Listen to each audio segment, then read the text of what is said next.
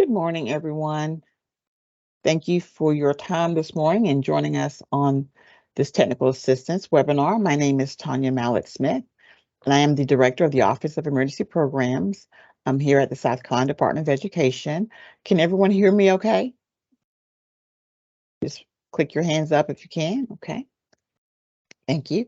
Please make sure that your computers are on mute as to cut back on some of the background noises, and using your camera is totally optional for you. We don't mind seeing your faces, but if you don't want to show your face, that's fine as well. What we're going to do today is just kind of go over some of the preliminaries of getting your award started. Congratulations to each of you. We appreciate your efforts in submitting the application and your time and your patience with us as we went through the process. My office is not normally a program office where we actually provide assistance for programming. So this was a new endeavor for us as well. And in the middle of all this, we had a new administration come in. So lots of new things were going on at the agency that may have helped to kind of slow down our process in getting all the information done. But finally, we got it all pulled together, and you guys did a great job. We've been in touch with some of you in reference to some corrections on your budget, things such as that. We had about $7 million over in asking than we actually had to award. So we did have to make some changes in some budgets to allow for us to get as much funding out to as many organizations as we could. So we appreciate your time and patience with us as we work through those budgets. So your official documents will be on the way within the next week or so. So be looking for those. They're very important that you read through all of that, get everything signed and sent back into us. If you received an email in regards to a vendor number or vendor registration, please be sure to do that. Again, that is something that is required by the state in order for us to provide you those federal funds. So if you did not get an email, then you're fine. If you did, please make sure you get that back into my office as quickly as you can. If you have any questions for me as we go through, please drop them in the chat. Members of the team, Jennifer Wheeler, Michael Mueller, or Christy Motley will answer them, or they will bring them to my attention at the end, and I will try to answer them for you at that time. There will be a video. This is being recorded, so we will send this recording out to everyone once we get it ready for mail out. And we also have on the call folks from ClassWallet. Matt will join us after my presentation to kind of talk through you all how you actually need to begin submitting your paperwork in for your reimbursements. So I will go ahead and get started. Jennifer, keep me on task. If I get off, say something or whatever, please feel free to jump in and help me. She keeps me straight. You got it.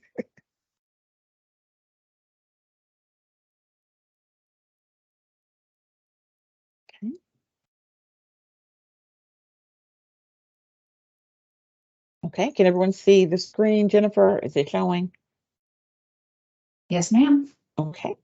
This presentation is again to kind of go over the rules and regulations behind the ESSER funding. This funding is coming from our state level reserve fund. And so again, this information I provide for you does not take place of or supersedes anything that comes out in our contracts, in our assurances. Those are the binding documents you have with us and that we have with the federal government for this process. So make sure you read and understand all paperwork that we send out to you.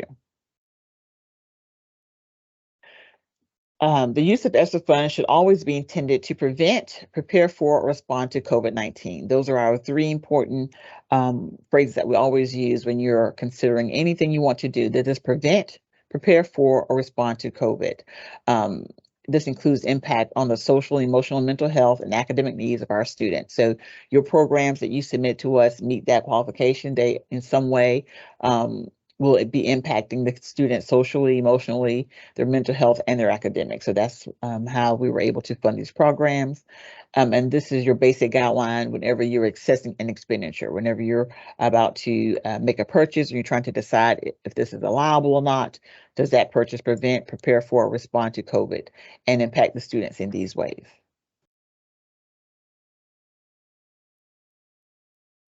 Again, the purpose of this session is just to provide you an overview of the American Rescue Plan and specifically the funds that are set aside for the elementary and secondary school emergency relief. Very, very important, okay? The periods of performance is February 1, 2023 through September 30th of 2024. What that means is, so some of you who may have had programs that have been already up and running, you guys have established after-school programs maybe in place in your facilities at this time.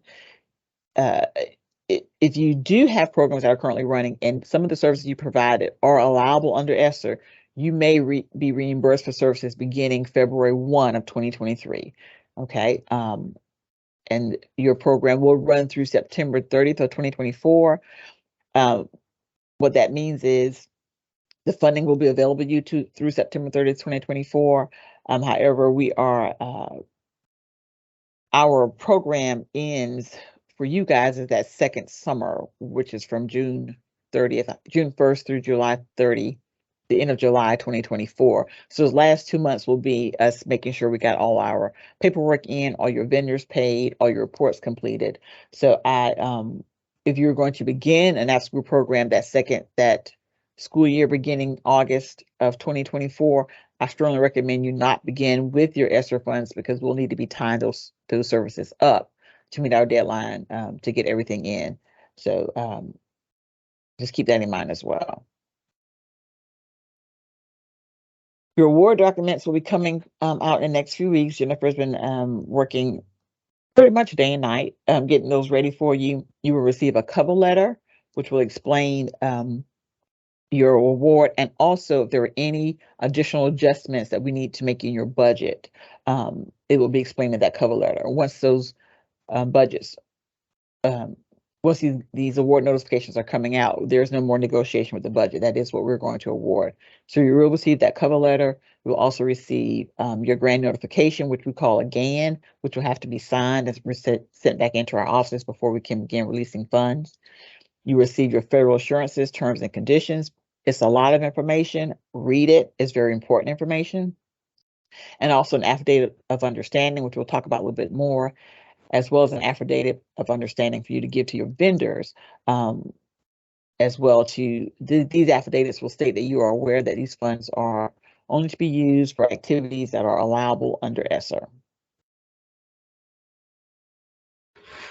And this is what your information will look like. Here is your GAN. Here it will have your information, the amount you were awarded, that information all here, followed with a signature page, and this will be your terms and conditions.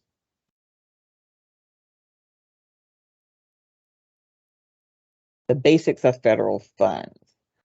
And this ESSER award for the State Department of Education is the largest award the State Department has ever received. This is a whole lot of money, and the eyes of the nation are on it.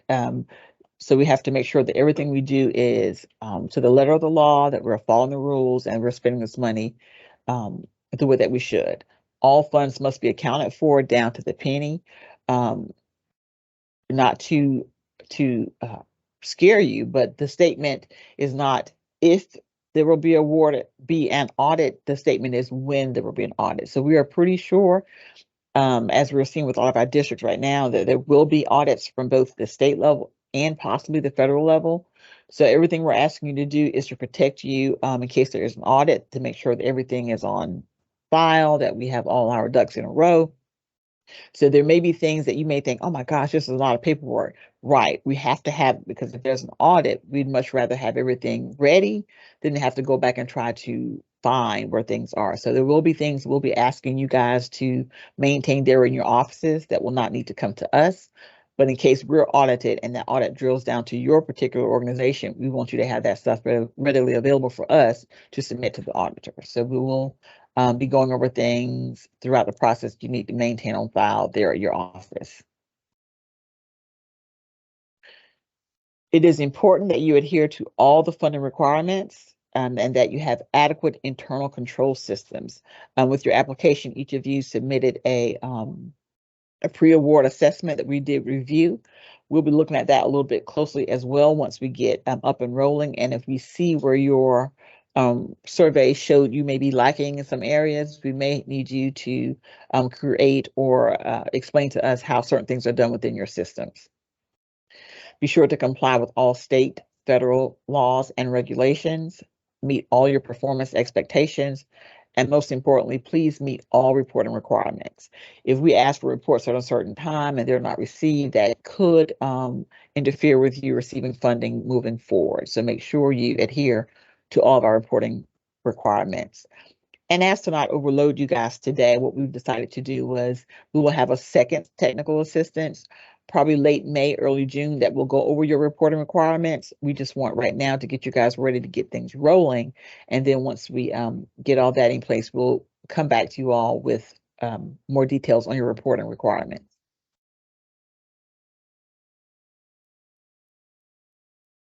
Some unallowable uses of ESSER funds. Keep in mind, there are things that we cannot pay for with these funds. If invoices come into our offices for reimbursement with any of these unallowable expenditures, they will be rejected at that time. Number one is food.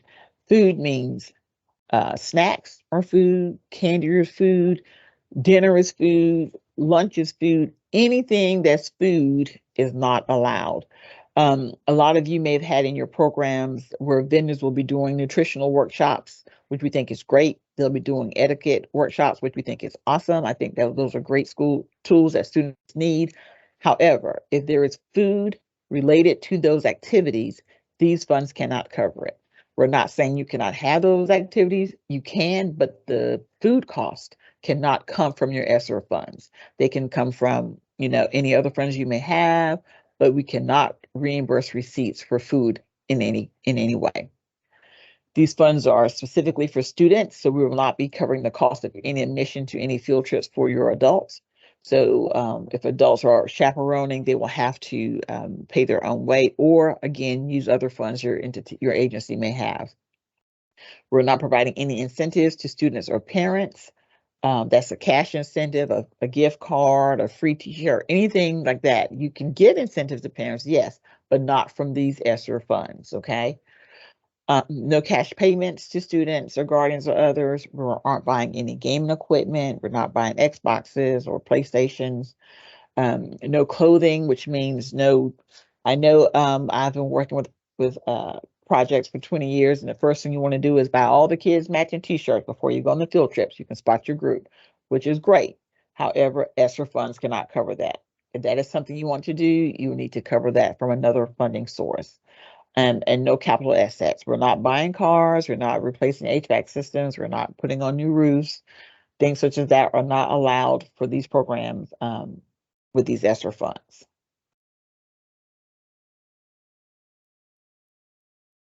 Documentation, as we just talked about, it is very, very important that you guys have a documentation of everything that happens in your programs that is funded through ARP ESSER. We ask that you maintain adequate supporting documents, including all expenditures. So your purchase orders, your proof of purchase, your journal entries, your check registers, anything that shows those expenditures were made. Not only will we need them to reimburse you, but you will need to have copies of those on file in your office. And also your inventory control, how you track things, what are your processes for getting payments out? Who has access to the debit card? Who's signing off on your purchase orders? We'll need all that stuff on file there in your office in case there's audits, so that we could easily get that information from you. Properly track your use of funding. We ask that each of you have an automatic system that will help you do that, to make sure all the funds are spent in accordance with the regulations and that the money is indeed being spent. Here's a big one. Time and effort is required for all employees paid fully or partially with ESSER funds. What that means is, if you have an organization and in the after school you have 4 or 5 different funding sources coming in, and one particular teacher is paid on half her time from funding source A, and the other portion of her time is paid from ESSER funds, her timesheet will need to show that this much time is spent on this project and this much time is spent on the ESSER project. And we will only fund that person for the ESSER, the time spent on ESSER projects. So your timesheets will, if you have that going on in your organization, make sure your timesheets show that there are separate, that this person's time is being divided between two funding sources, and you're requesting reimbursement for the time she spent on ESSER projects. Also, if you are fully funded by ESSER, if your folks working in your organization are completely funded by ESSER, we will require that they do a certification that says I spent 100% of my time on ESSER projects and was paid 100% through ESSER funds. So that will be required at least 2 times a year. We may ask for a little bit more as a part of your quarterly reporting, but we will need that documentation at least twice a year. But your time and effort for those folks who are paid partially, that time and effort worksheet or timesheet will need to come in whenever there's a reimbursement.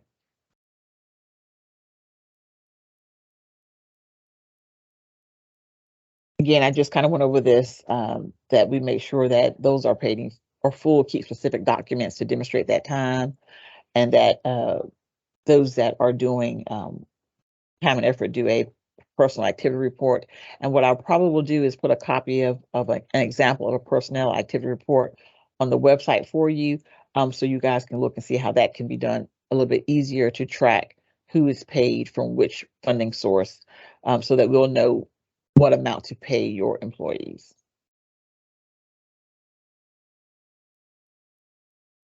Okay, I think I just got ahead of myself and explained all that to you.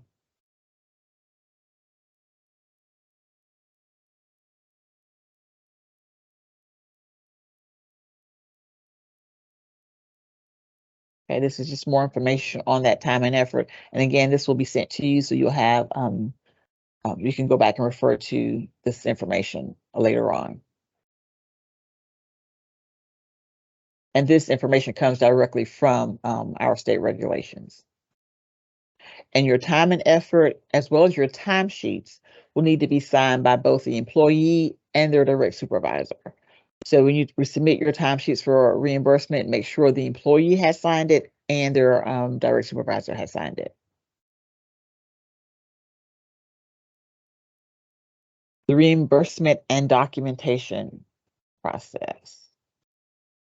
Again, to be reimbursed for payroll expenses, you need to submit a copy of the time of the signed timesheets.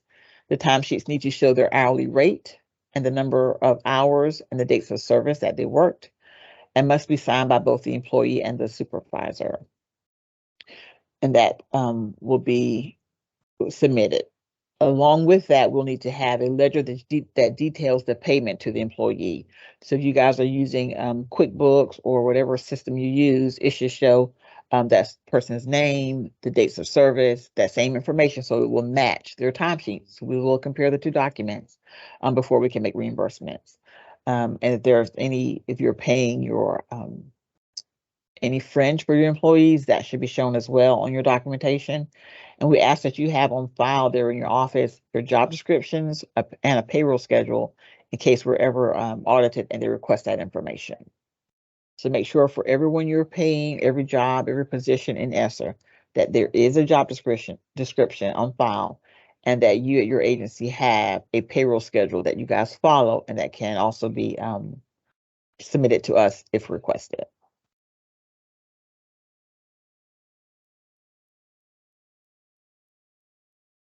Reimbursements for transportation. We will reimburse for mileage to transport students to and from the program or to and from program events. Keep in mind, we will only be paying the cost of the mileage. We cannot pay for charter buses. We cannot pay for school buses. We will reimburse at the state rate of 65.5 cents per mile. So even if you use a charter bus and you have to pay for the entire charter bus, we can pay the mileage toward that invoice, but not the entire invoice, if that makes sense. We ask that you have a transportation log, especially for those of you who would pick up their kids every day to and from the program, to have a date as to, this is the date, this is the mileage when we started, this is the mile when we got back, this is the number of miles we actually drove. Have maintain that log.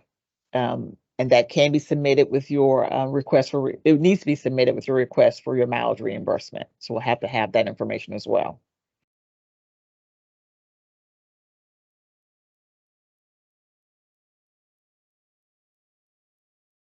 For your invoices that come in to be reimbursed, they must show the date of the purchase, the total cost, including any shipping or sales tax if that was included, and an itemized list of the items that were purchased. So we just can't have a receipt that says you went to Walmart and spent $60. It needs to show everything that was spent on that receipt. So we need to have that detailed receipt. So that would need to be submitted to us for reimbursement, along with proof of payment, which could be your general ledger, a bank or credit card statement, a copy of a check front and back if you paid with check. All forms of proof of payment must include your name, the date the expense was incurred, the total purchase, and the vendor. Okay. And these items should match the coordinating invoice provided. So you submit to us an invoice. If you're going to submit to us 6 different invoices today for reimbursement, I need 6 proof of purchases to go along with those invoices, which can be any of these things.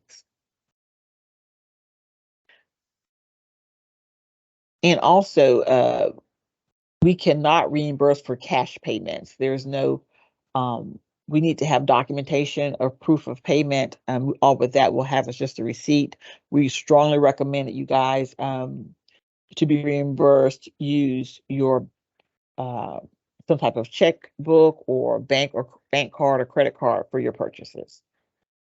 And we will also be wanting in your inventory, your internal controls, that there's a process as to who and when those bank cards and checks can be written or bank cards can be used.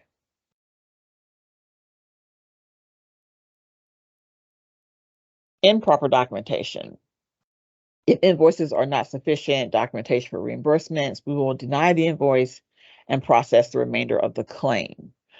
This means if you submit to us 7 claims in one day and we cannot find the proper documentation for 2 of the claims, we will go ahead and pay 5 of them and reject those 2. We will send you will get a notification of the rejection. You will have 48 hours to submit that documentation back to us. And we can then, or you have to wait and submit it all over again at a later date with the proper documentation.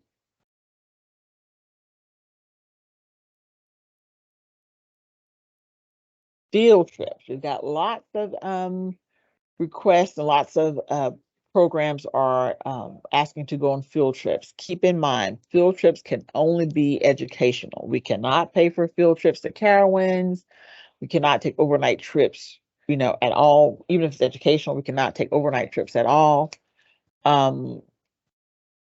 We can pay for transportation per mileage for field trips, and we can pay for the admission for students for field trips. However, even on field trips, we cannot cover the cost of food. Okay. We have even if your field trip has been approved in your application and in your budget, we're still going to ask that you submit to us a field trip request forms that kind of just gives us a little bit more information, because things could have changed. Something you plan to do in your budget, in your application, you may not be going to do that in the summer or after school. So 20 days before any field trip is, before you go on the field trip, we'll ask you to submit to us a field trip form, and then we'll approve that. And this is the field trip form. It's real quick and simple. Just fill this out for us, the destination, the date, and the purpose of the field trip. And that will be approved by our office, and we will send it back to you. You can begin planning your field trip. If when you submit your reimbursements for a field trip and this is not on file, those reimbursements will all be rejected. So make sure you submit this first.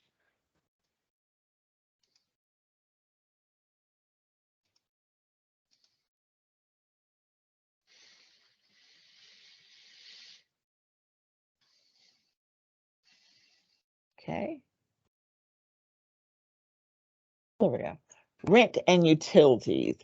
We highly recommend that you get an MOU or a contract that outlines your rental agreement, so that there won't be any changes, as the program goes on. So if you can ask your the folks you're renting from to give you, you know, this is the address, this is the place you guys will be renting, and this is what it's going to cost you every month for this period of time.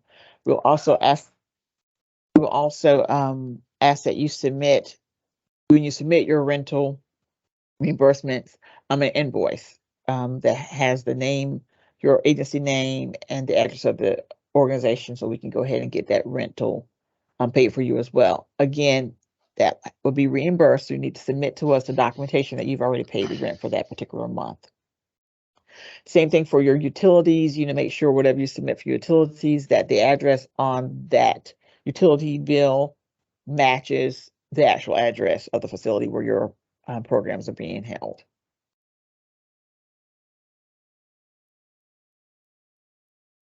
And again, mileage and transportation is be paid at 65.5 cents per mile. MOAs, contracts, MOUs, some of you submitted those with your grant application, which is great. We all have that on file. Anyone who has listed a person or organization in your purchase services area of your budget, we need to have an MOU or MOA or contract on file for those folks. When you submit for their invoices and proof of payment for their reimbursements, we will check to make sure that we have an MOU or MOA or contract on file for those vendors. So make sure any vendor that you use we have an MOU on file. For some of you, in your applications, you did not have those vendors approved, but the activity that you wanted to do has been approved. Once you get the vendor on board to do that, please submit that MOU as quickly as possible. If for some reason you have to change your vendor, if one vendor was going to help you, you know, do arts and crafts, but then another vendor is going to actually do that service for you, let us know and submit the new MOU, MOA, or contract for that vendor. And MOU is Memorandum of Understanding, or MOA, which is pretty much the same, which is a Memorandum of Agreement. But make sure for anyone you're paying as a purchase service that there is an MOU or MOA or contract on file.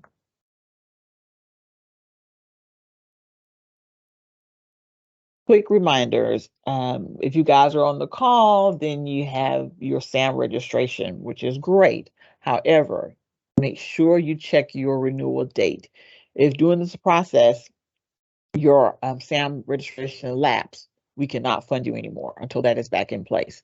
So make sure you're on top of that SAM registration if your renewal date is coming up. Again, please be aware of any reporting requirements. All that will be talked to you about at a later date, and MOAs are needed for all your providers in your purchase service categories.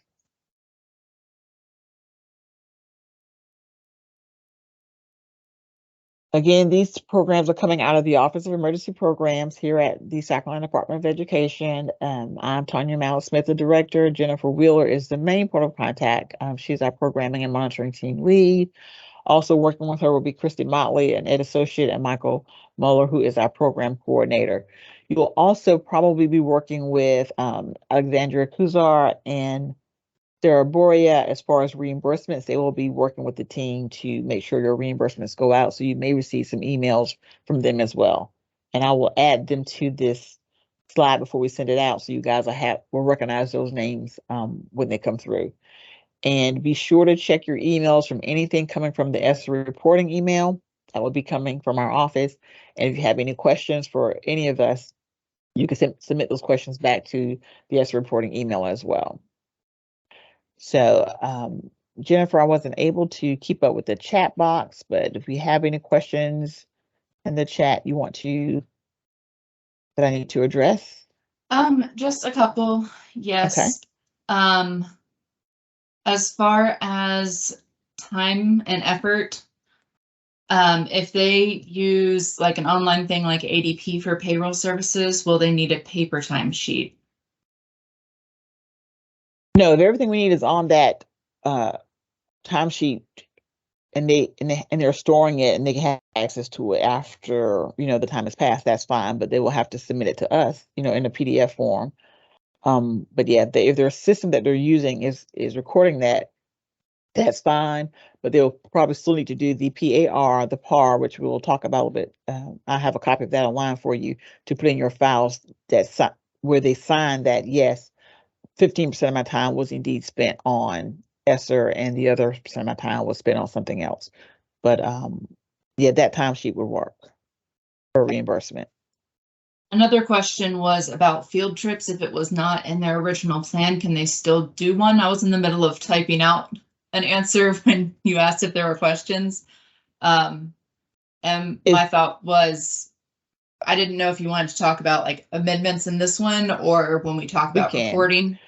I can. If you have a field trip, okay, if you were approved for field trips in your original plan and budget, but for some reason that particular field trip fell through, and you're going to go on a different one that is also an educational field trip, then yes, you can just, submit that field trip request form and say, this is in lieu of this trip, we're going to make this trip. But if you want to add a whole brand new trip, that is fine if the money is available to do so. So if you put in your field trip line item for $4,000 and your field trips you're going to do is $4,000, but there's another trip you want to attend, you can do a budget amendment to move the money from another category to put into that category to cover the cost of that. So amendments can be made once the program starts moving. So if there's an activity you did not put in your original program, you would submit to us an amendment. We would then approve that amendment that you can add this to your scope of work or you can't. And then at that point, if any money needs to be moved around, we'll move the money around as well. Okay, thank you. And we have already determined the allocation amounts, so that will be in the GAN when we hand those out. So I would not recommend sending an amendment to us right now. No. Because you need to see your GAN first. But then after that, we can start looking at amendments. So wait until you get that. Next question was, how long is SAM good for? It's a year. 1 year. When and how will we get the GAN? We are working on that right now. It's currently pulled up on my computer. It has to go through a few different channels at the State Department to get signed off before it can be emailed. Right. But what I would recommend you guys do, I know it's kind of hard to start working without having that GAN. I don't want you to go out and spend a whole lot of money, but you can definitely begin your processes, as in, the kids you want to bring in, talk to the folks you want to work, go ahead and do that kind of legwork, get all that done. But I assure you, we are moving as quickly as we can. Every day we think we're done with the GANs, there's something else we have to do. So we're hoping to get all those routed to the superintendent this week. Correct. And as far as the rental agreement, how can it be submitted? Just email us the MOA or MOU that you have, and we'll put it in your file. Do we have a waiting room? I think someone just texted me they're trying to get in. I didn't think we had a waiting room. It's because we don't. Okay. Are there any other questions that say, can all field trip requests be included in the grant? Absolutely. You can submit them all at one time. That will be fine. And we can send out, that will be on our page too, though, right? Yes. And if we need to, we can send it out with the GANs. So that way you'll have access to it whenever you need it. But that's all that's in the chat. Okay. Are there any other questions? Does anyone need to ask me something directly? I know sometimes questions are too complicated to type out. It's just easier to ask. Okay. Seeing none, we're going to invite Matt. And Matt, I'm going to apologize because I don't want to say your last name wrong. So please say it for me. Marsiglia.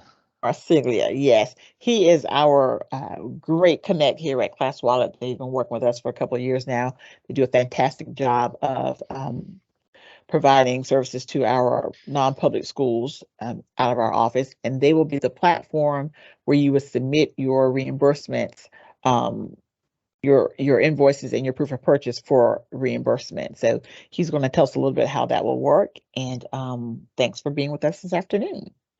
Well, this morning. I'm trying to rush today. Absolutely. I'm going to stop sharing. All right. Thank you, Tanya. Certainly. Let me share my screen. Let's see.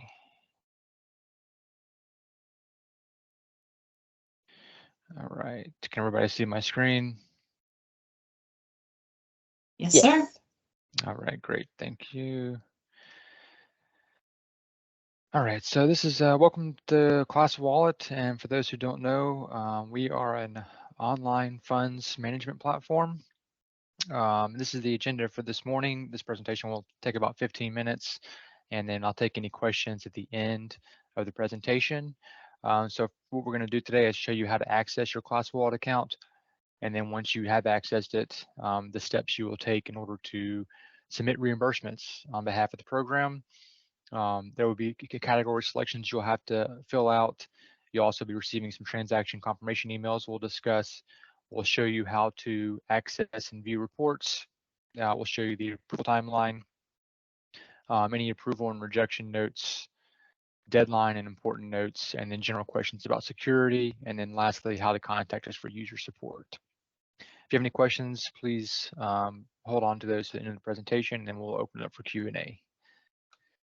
So welcome to ClassWallet. We are pleased to announce that the South Carolina Department of Education is using ClassWallet, an online funds management platform, to streamline the management of the South Carolina After School and Summer Initiative Program. Eligible entities can use these funds to submit for eligible reimbursements.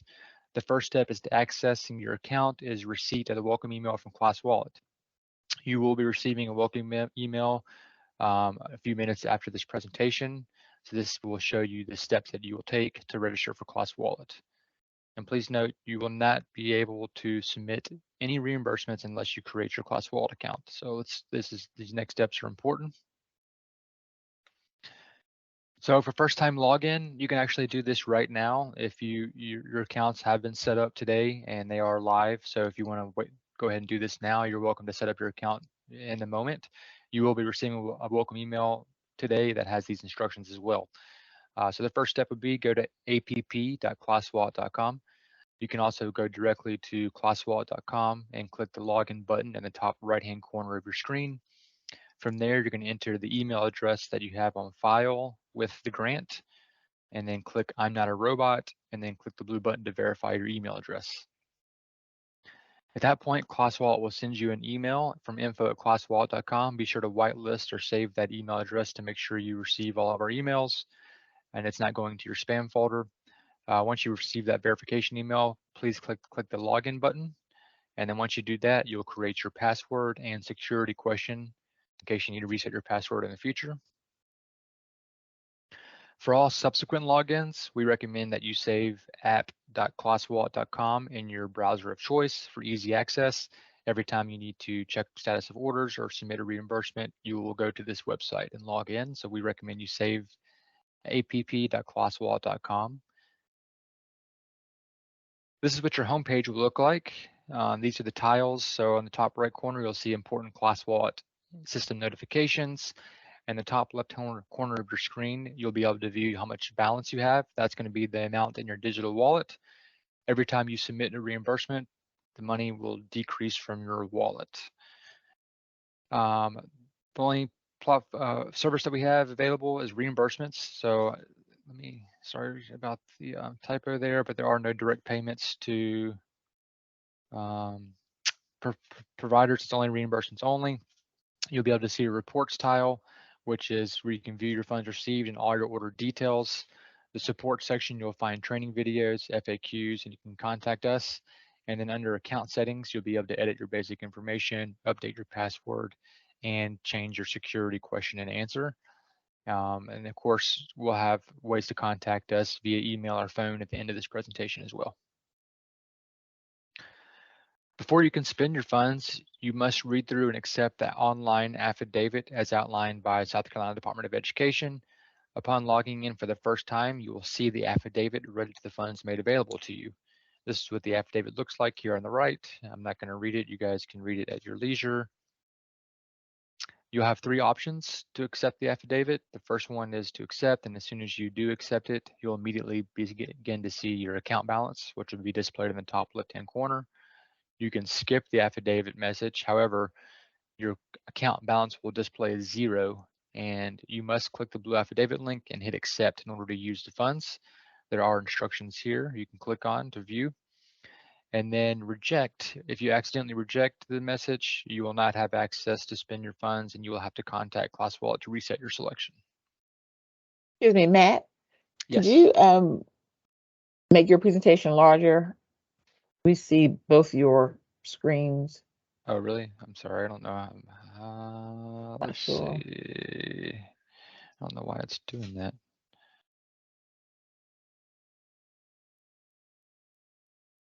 Still, is it still doing it? If you go back to the other screen you're on and hit present, it may make it bigger. Did that work? Is that better?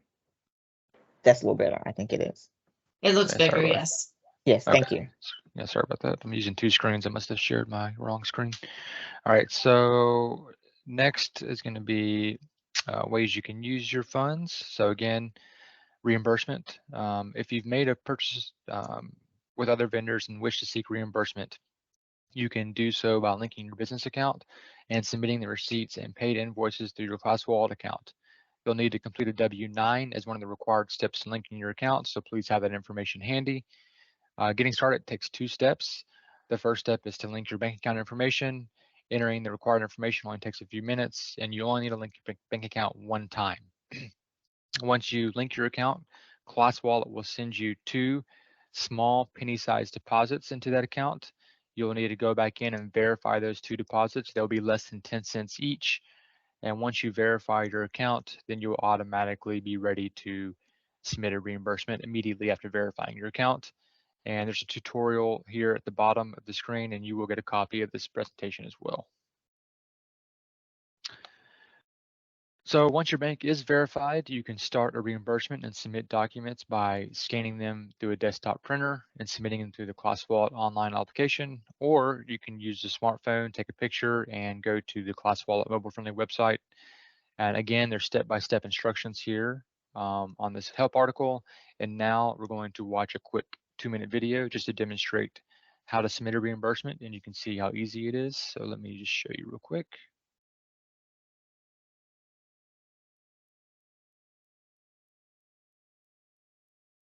All right.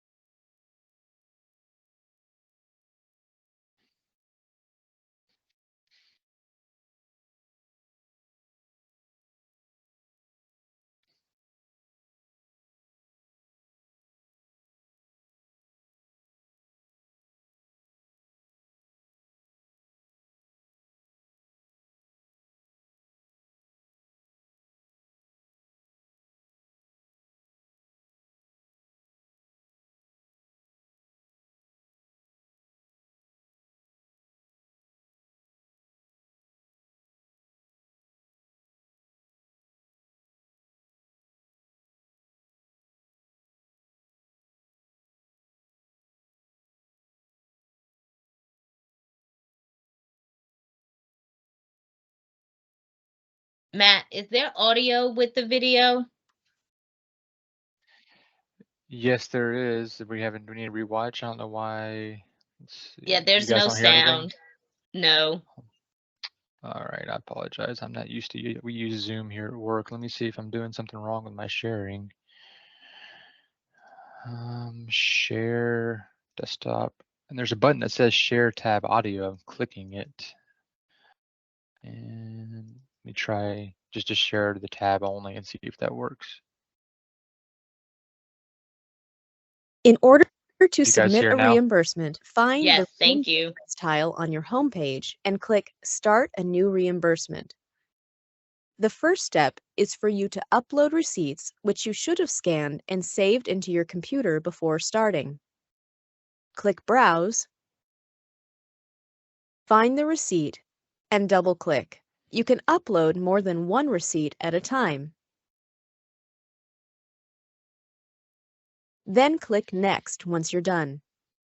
ClassWallet asks for you to enter some information for each receipt, namely the store name and how much you're seeking to be reimbursed for each receipt that you're submitting.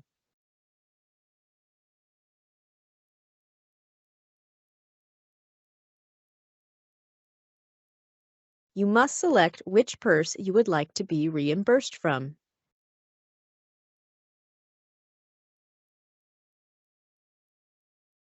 You can add a purchase order number if you have one. You can also add comments to it.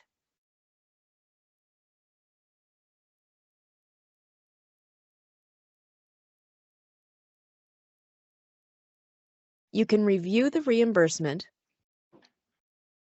and then click Next.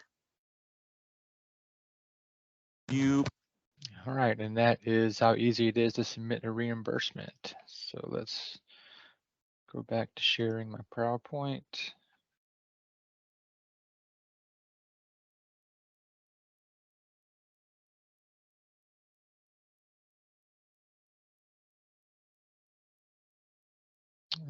Can you guys see the PowerPoint? Yes, thank you. Yes. All right, great. Is the screen big? Am I doing okay there? Yep, looks good. Okay, thanks. All right, so other important information, category selection requirement. After you submit your reimbursement, you will be required to select a category. These are the 4 categories: salaries, benefits, supplies, and purchase orders, depending on which purse you have, whether it's after school or summer. You must select a category, otherwise you won't be able to proceed. Next is your transaction confirmation emails you can expect to receive. You'll receive 2 different emails. The first email would be confirmation that you have submitted the reimbursement for the designated administrator to review. And then the second email you receive is confirmation of the administrator's approval or rejection decision, along with any applicable comments. All the comments are included. If your order is rejected, the comments are included in the rejection email. And you can also view the comments by going into Manage Orders on your homepage of ClassWallet. Accessing viewing reports.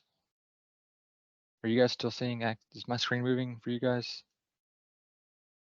No, we're on the reimbursement submit receipts. This is, apologies guys, this is, my computer is not working well for me today.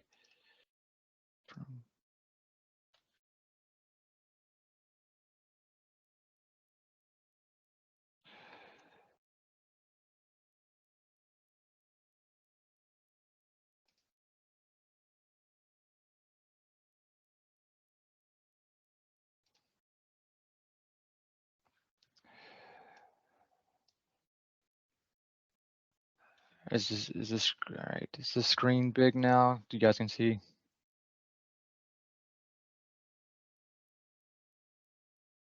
No, it's These are still the transaction emails you guys will receive.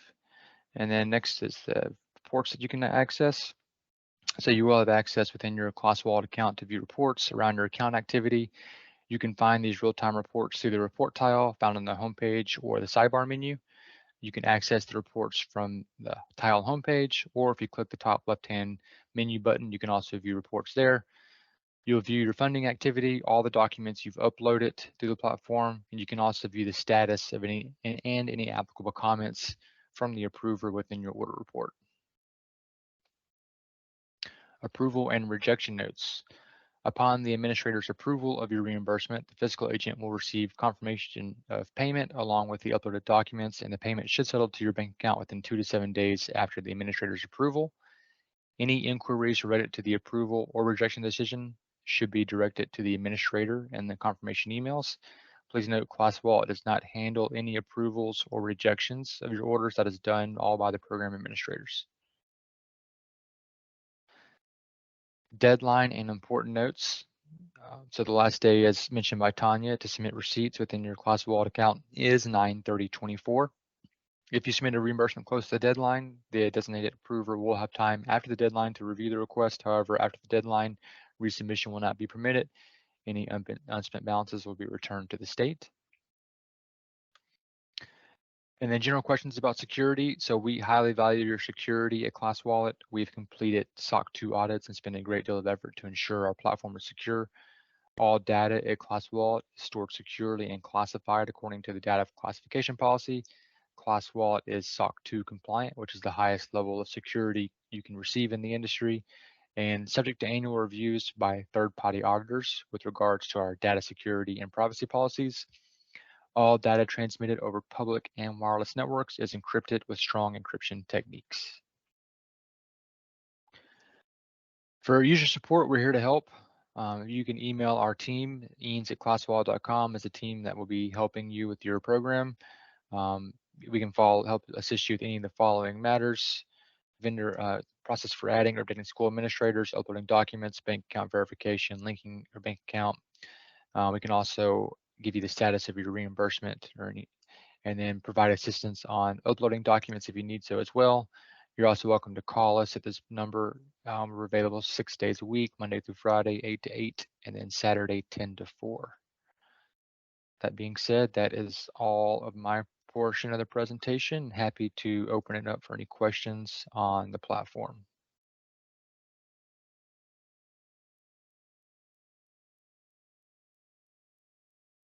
Someone asked, a Class Wallet account, the funds get deducted with each submission.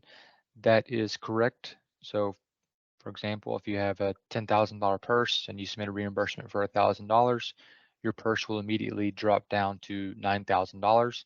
And if for some reason the order is rejected by the administrator, the funds will be put back in your purse and you'll be able to resubmit.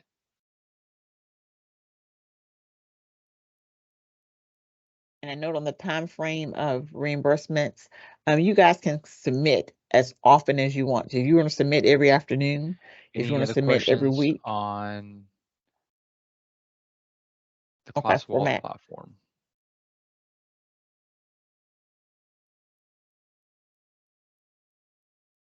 Yes, you will receive a copy of this presentation. Yes, you upload all your documents the same way you do the receipts. Yes, we will send a copy of the presentation out. Is the purse the entire grant? Dr. Rhonda asked, is the purse for the entire grant period? Tanya, I believe that's correct. The initial funds will be the only funds submitted. Yes. Can you guys hear me? Yeah. Okay. Yes, your purse would be your, if you have both summer school and after school, or just after school or just summer school, your purse would be in summer school after a purse and then an after school purse. So you will, during summer, click from your summer money, and then after school. Marcia has a question. Do we upload the bank ledger the same way we do receipts? So as long as it's in PDF, PNG, and JPEG format, that would be the files you would need to upload into Class Wallet.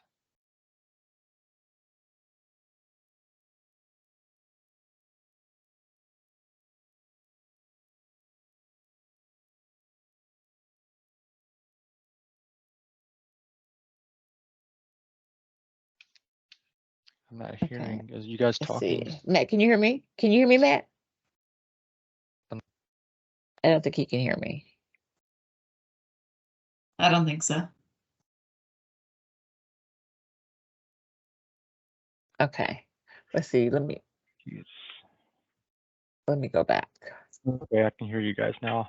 Okay, great. I was talking about the turnaround time for your reimbursements. You guys can submit as often as you like. If you want to submit every afternoon, submit every Wednesday, submit once a week, you can submit. Then there's no time frame or when you can submit, this is reimbursable, so we won't be giving any advance payment. So these are funds you will have to already have in your accounts to pay, and then we will reimburse.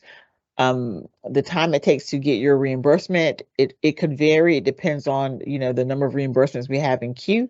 So I would say anywhere between 5 to 7 to 10 days. So if you need your money on a quicker turnaround, I recommend you submit more often, if that makes sense. So your submission is totally on you, how often you submit. And we talked about the purse. Yes, your purse will be a summer school purse or an after school purse. And when you're in summer, you pull from your summer money. When you're in after school, you pull from your after school money. And as Matt said, those amounts will decrease as the funds are reimbursed to you. Yes, and you will receive a copy of this presentation with both me and Matt's presentations on it. And everything you submit will be uploaded the same way as the receipts. As the video showed with Matt, everything will be uploaded the same way. You'll be able to set, I think, Matt, you said the emails will go out this afternoon, maybe, and after they receive the email, they can set up their accounts. Yeah, they can set up their account today, right now in the moment. So if you just go to app.classwallet.com, you can register immediately, and you'll also receive an email shortly after this presentation. Okay, I think Jennifer Sanders says she's tried to log in. When I go to set up the account, she gets an error message. If that's the case, you can email us. It could just be, I don't see a Jennifer on our list here, so you may not have been included as the physical agent. So we may have a different contact on file. Right. So you can just email us at eanes@classwallet.com with a list with the name of your camp, and then we'll look into it for you. Right. Jennifer or Chris, if you can put ClassWallet's email in the chat box for everyone.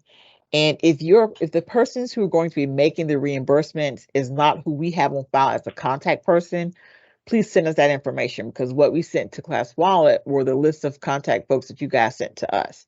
So if you're the director of the program, but you're not going to be the one doing the ClassWallet reimbursements, please submit those names so that they can be set up in ClassWallet as well.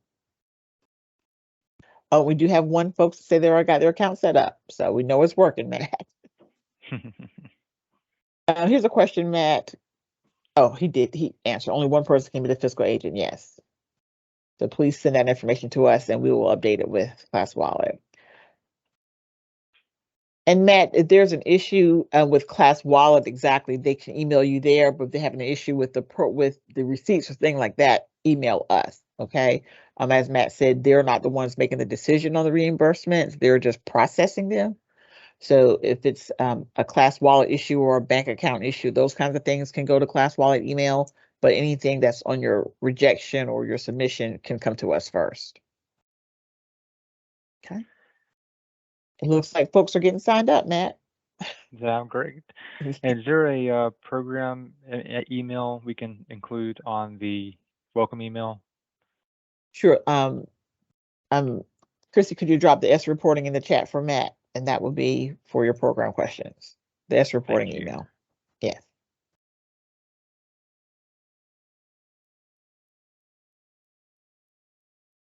Okay. Are there any other questions? And we know this is a very exciting time. I know you guys are very, very anxious. The team will tell you I have been very, very anxious as well to get this out and going. So we appreciate your patience, but if you have any questions, feel free to send us an email. That account is checked daily, numerous times.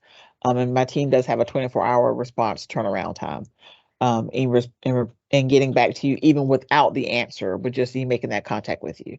So if there are no other questions, we're going to end the call. However, I'll stay online if some folks want to kind of ask me a question I got specifically a about their program. Okay, I'm sorry. No problem. I just unmuted. This Okay. is for Matt or you. So we can get into our account, and he may have said this, and I apologize. We can get into our account today, but will it show, if we get everything set up, will it show an amount on there already, or not until we get our GAN? No, your balances are loaded currently. So as soon as you log.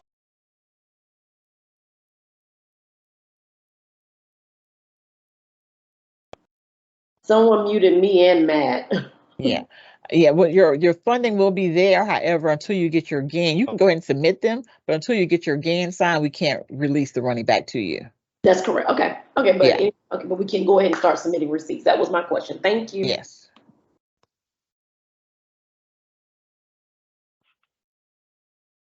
Okay, are there any other questions? When do we receive the GAN to see the line items? We are hoping, as I said, we're finishing up one thing we had to correct in our office here, and then it has to go through the process to get the superintendent's signature. I've asked for that process to be expedited. So I don't want to give you a date and then have to turn around and give you another date, but I promise you we're doing all we can, right, to get those to you as quickly as possible.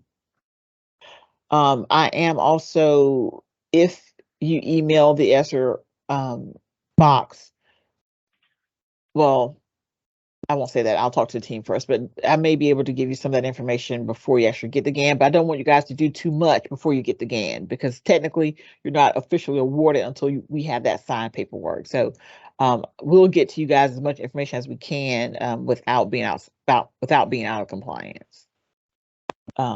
Yeah, you can go ahead and put the documents in, but however, no reimbursements will be made till the GAN is completed. And you have to accept the affidavit first, yes.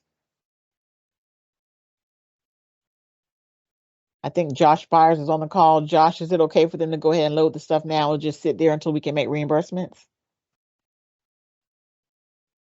Is Josh on the call? Maybe he's not here. But I think, yeah. Yeah, that's fine. Okay. Like I said, they'll just sit there, but at least when we start, they'll already be there. Okay.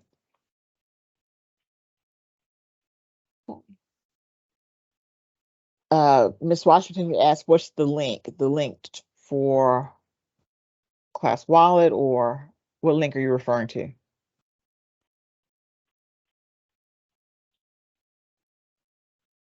Oh, okay. That link, Matt, for Class Wallet, that came out in an email, correct? Or was that in the chat somewhere? The link is going to be in the platform. So if you go to app.classwallet.com and you click that, that'll be your link to register. And then the affidavit is actually embedded in the platform. So once you log in, you'll see it'll pop up and you'll have to read it and accept it from there. Right. There's an affidavit in Class Wallet as well. There will be an affidavit for us.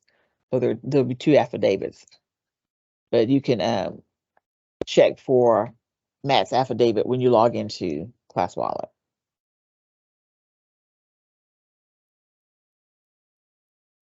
And just again, if you guys are having issues or getting an error message trying to log in, it's just likely because your email is not the one we have on the file for the account.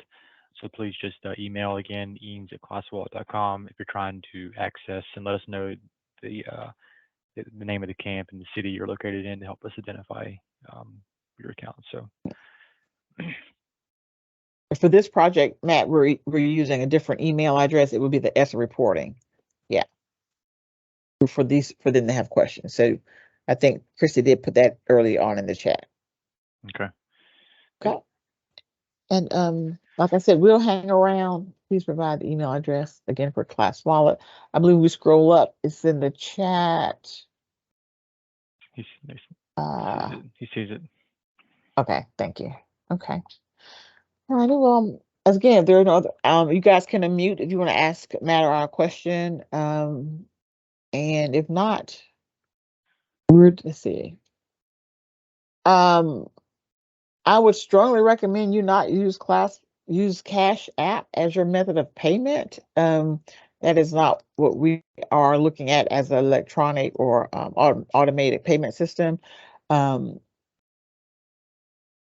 can, if you're paying from different pots of money, that's fine. You can pay those pots of money from Cash App, but ours will need to go through some type of direct deposit or check writing system.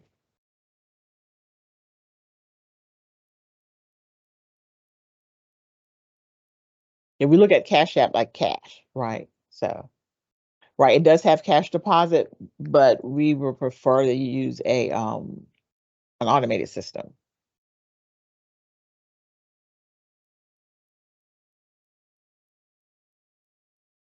Okay. Well, we thank you all for your time. Thank you, Matt, for joining us this morning. And as I said, I'll just hang around in case somebody wants to answer or ask me some questions specifically on your program.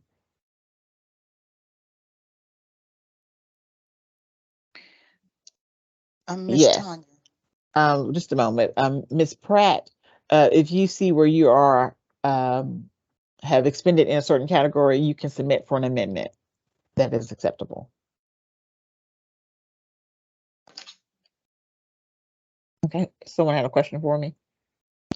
Yes, Miss Tanya, so with the Cash App with direct deposit, so could we get reimbursed for what we have spent thus far, and going forward, can we revise our method for some, not all, but some? Send that email for me for ESSA reporting and let me discuss it with my finance folks, and we'll get back with you, okay? Just send that question to ESSA reporting for me. Yes, ma'am. Thank you.